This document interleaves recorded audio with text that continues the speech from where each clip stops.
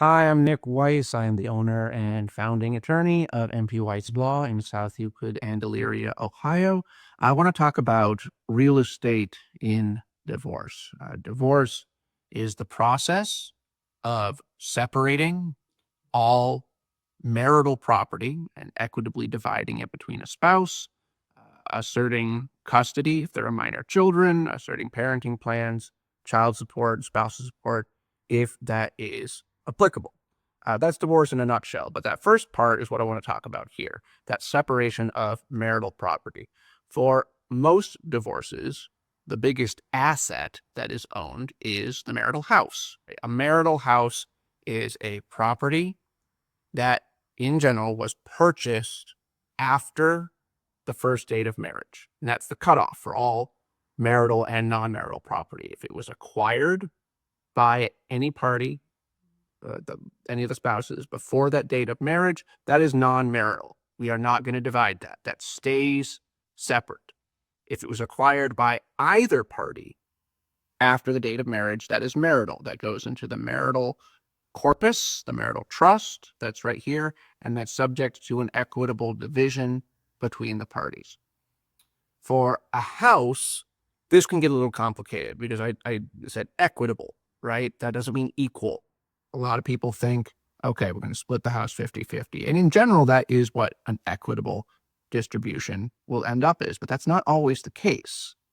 The court can look at who has maintained this house, who has provided for this, who still needs this property in order to provide for the kids. And as a court of equity, can make a division that's not strictly 50-50. It can be 60-40. It can be 90-10, depending on what the situation calls for. So while it can be a 50-50 split, it's not always a 50-50 split. It depends on the facts of the case. Sometimes non-marital property can become marital property. This often happens when we want to deed it to each other. So I'll see this a lot. There will be a house that is pre-owned by one spouse before the marriage. After the marriage, they will deed it to both spouses with the intention of making that joint property, the intention of making that marital property.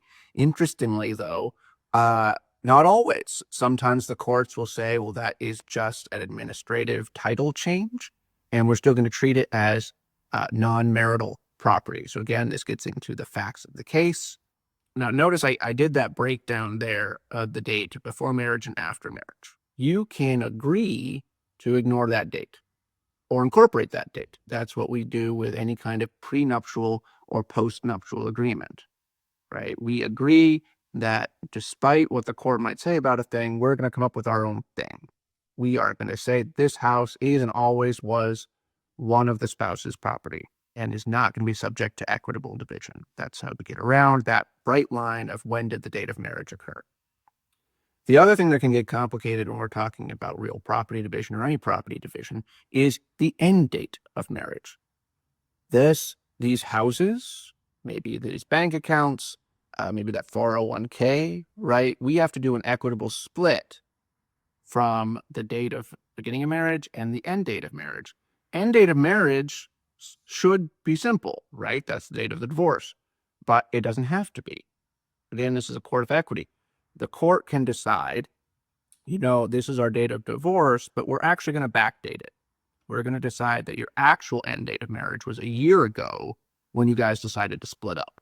That's a strong factor. You're still living separate and apart, so we're going to go back there. And what that can mean is we're not going to give one of the spouses their equitable portion of whatever was accumulated during that 1 year of separation.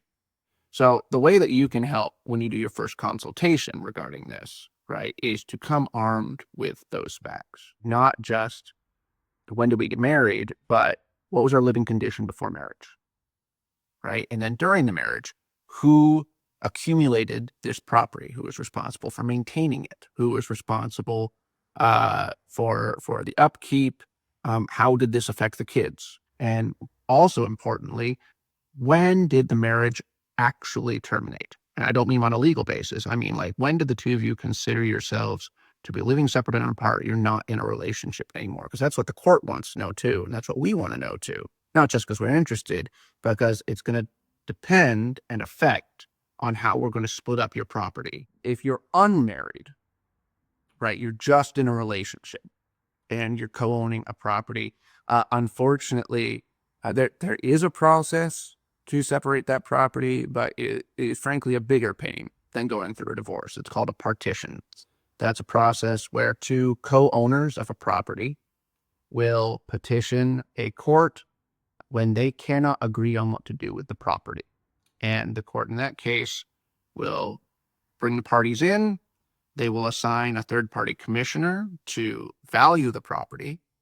And then after they've done that, there will be a hearing to see how much of the equity of each side people actually own. This means literally we're going in to say who paid the down payment, who paid the mortgage, who paid the taxes. And then the court will allow either party the option to buy each other out based on that percentage split and based on the valuation by the commissioner.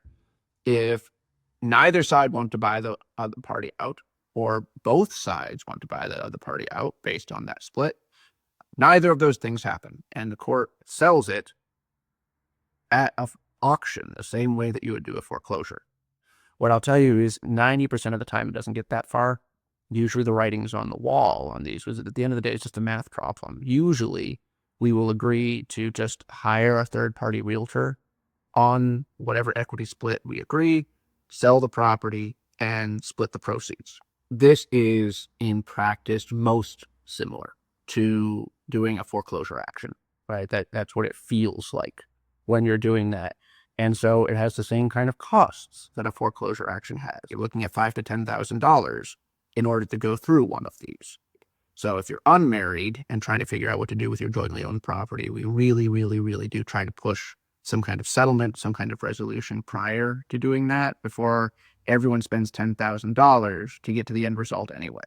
So if you have questions about either of these processes, about the division of property within a divorce, within a marriage, or if you're unmarried and trying to divide your property, please feel free to give us a call.